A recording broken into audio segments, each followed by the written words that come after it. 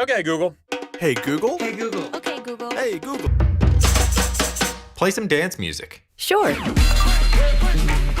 This is fresh air. My guest will be Kimmy Schmidt on Netflix. Okay, Google, count to 100. Sure. 1, 2, 3, 1, 72, 73. Play the Wonder Woman trailer.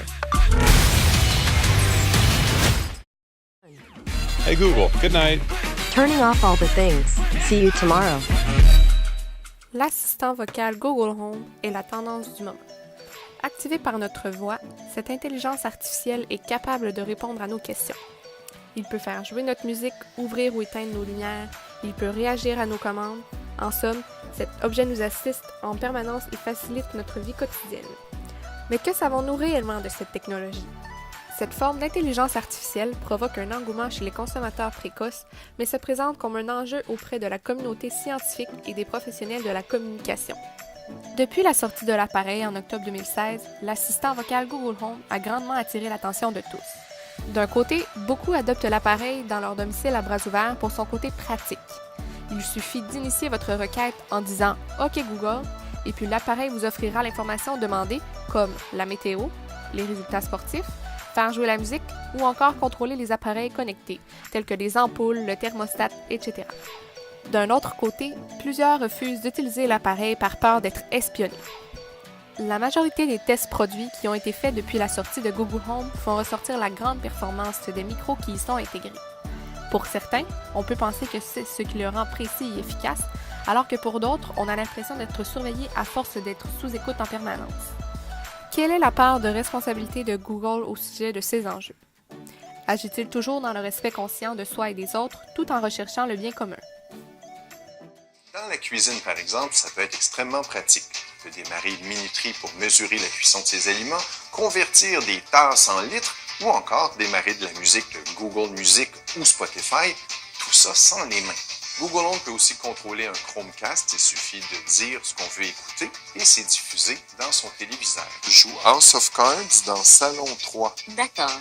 Je mets House of Cards à partir de Netflix. Au moment de se coucher, il est super simple de programmer une alarme. Et au réveil, il suffit de dire bon matin pour avoir la météo, les dernières nouvelles et son horaire de la journée. Bonjour, Pascal. Voici ce qui vous attend aujourd'hui. Et pour les amateurs de domotique, on peut contrôler une longue liste de produits de plusieurs compagnies. OK Google, baisse la lumière du salon. OK, je diminue la luminosité de la lumière salon. Autre chose qui est extrêmement pratique, on peut faire des appels au Canada et aux États-Unis simplement en nommant un contact, une entreprise ou un numéro de téléphone. Ce qui est impressionnant, c'est qu'on n'a pas besoin de donner les commandes avec un français pointu.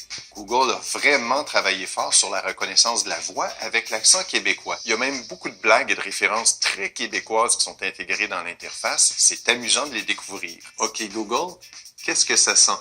Ça sent la coupe. Si plusieurs personnes utilisent le Google Home à la maison, les voix sont reconnues. Chacun va pouvoir entendre ses rendez-vous, ses contacts en fonction de son compte Google. Par contre, beaucoup plus positif dans des manifestations sur la santé, où ces outils-là sont utilisés, en fait, comme des compagnons. Qui vont aider En état d'urgence? En état d'urgence, mais aussi pour éventuellement, lorsqu'on met une couche d'intelligence artificielle, pour détecter, faire de l'analyse prédictive et de la prévention, en fait, chez les personnes seules à la maison. Donc, À l'affût d'une chute ou quelque chose comme ça. exactement, oui. Donc, OK. bien sûr, il y a des utilités. Là, Oui, c'est ce que je quelle est disais. la brèche sécuritaire? Après, les utilités sont nombreuses. Puis tu mentionnais qu'il y avait 39 millions d'Américains. En fait, c'est une des technologies qui a pris le moins de temps à être adoptée depuis qu'on suit le nombre d'années pris par chaque technologie pour être adoptée.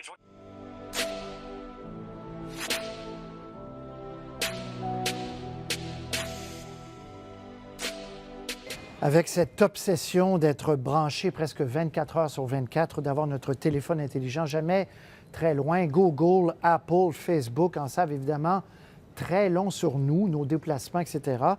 Que font ces compagnies avec ces informations? Début de réponse avec Vincent Maisonneuve. Vous souvenez-vous où vous étiez le 9 janvier à 16h25, bien précise?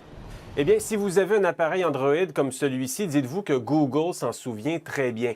L'entreprise tient même sur Internet un registre de vos déplacements quotidiens, un registre que vous pouvez consulter si vous vous branchez à votre compte Google. Ce spécialiste du marketing numérique explique que pour Google, ce genre d'information vaut une fortune. C'est de donner toujours de la pub qui sera réellement utile à ses utilisateurs. Google ne veut jamais que tu aies une publicité que tu dises « Pourquoi j'ai à subir cette publicité-là en ce moment? » Il veut que pratiquement, quand tu vois une publicité, tu trouves ça intéressant. La publicité que propose Google est influencée par vos déplacements et même par le contenu de vos courriels. La preuve, il suffit d'écrire un courriel dans lequel on affirme chercher une voiture d'occasion et les publicités d'un concessionnaire automobile du coin apparaissent. Ça peut faire peur un peu, toutes ces données-là qui appartiennent à une seule entreprise. Récemment, Google a payé 3 milliards de dollars pour acheter Nest, un fabricant de thermostats intelligents. Grâce au détecteur de mouvement, la technologie développée par Nest analyse vos habitudes et ajuste la température automatiquement. Ça va beaucoup dans la philosophie de Google d'automatiser des tâches plates de ta vie qui vont augmenter ta satisfaction, augmenter ton temps disponible et en même temps, lui, ça lui donne énormément d'informations sur les allées et venues dans les maisons. En achetant une entreprise comme Nest, Google en saura donc un peu plus sur le quotidien des utilisateurs.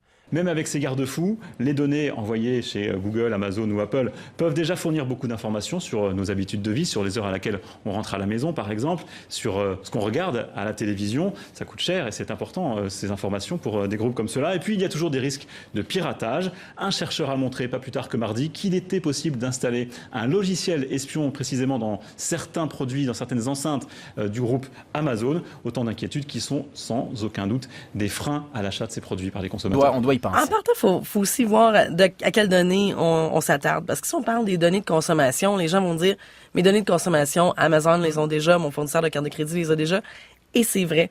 Mais c'est d'autres données qui sont générées. C'est quand vous êtes à la maison, c'est avec qui vous étiez à la maison, c'est à quelle heure vous êtes rentré vendredi dernier. Êtes-vous rentré par Uber?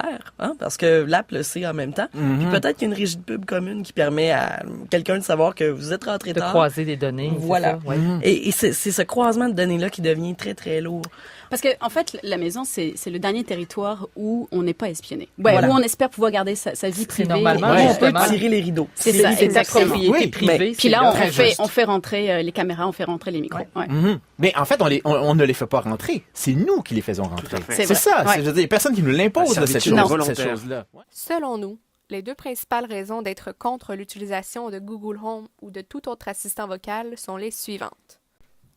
La première est la malhonnêteté de ces entreprises face à la collecte et la revente de métadonnées à des fins lucratives. La deuxième est le manque de législation au Canada encadrant la collecte, l'utilisation et la revente des métadonnées des citoyens canadiens, causant l'atteinte à la vie privée. Aujourd'hui, les entreprises qui veulent intégrer de la voix vont devoir se poser la question du consentement. Comment est-ce qu'on demande le consentement à 15 personnes quand on fait un dîner à la maison et qu'il y a un Google Home qui est en train d'écouter? Ce sont des questions en fait très très difficiles à répondre aujourd'hui qui sont dans une zone grise.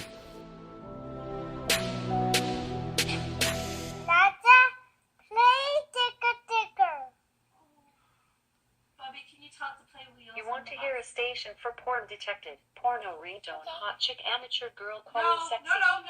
No! Pussy anal dildo ringtone. Alexa, stop! Alors, tu traduis, s'il te plaît? Alors, il a demandé give et là, ça s'est mis à y vendre de la pornographie, à dire on va vous mettre un site de pornographie. La face du petit gars vaut 1000$. J'ai l'impression que ça va exploser. Les parents vont dire, non! Mais effectivement, vous avez vu, un enfant peut l'activer, pas seulement le propriétaire. Donc, Voici nos recommandations afin de vous sensibiliser au pouvoir et effet des objets connectés. Ne laissez pas un enfant seul dans une pièce avec l'assistant vocal allumé. Vérifiez que les filtres pour enfants sont toujours bien activés. Coupez le micro lorsque vous n'utilisez pas l'appareil. Et finalement, prévenez vos invités qu'ils sont potentiellement enregistrés. Donc, les objets connectés, ils amènent de la complexité chez des gens qui savent même pas programmer leur enregistreur Vidéotron. Donc, remarquez un peu cette idée-là qu'on amène chez les gens. Et puis, ils nous obligent à chaque fois de nous reconnecter avec de nouveaux comptes administrateurs et faire des mises à jour tout le temps.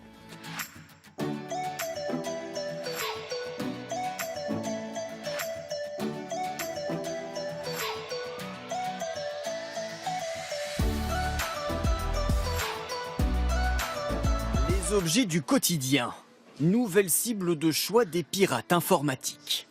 Votre ordinateur, mais aussi les radiateurs réglables à distance, les éclairages automatiques, les téléviseurs reliés à une box et même les voitures intelligentes.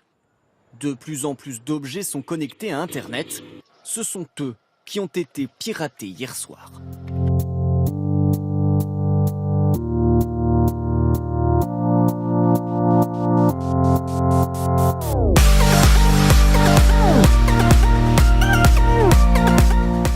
L'utilisation des assistants vocaux aurait-elle un impact sur la notion de vie privée et la protection de nos données personnelles?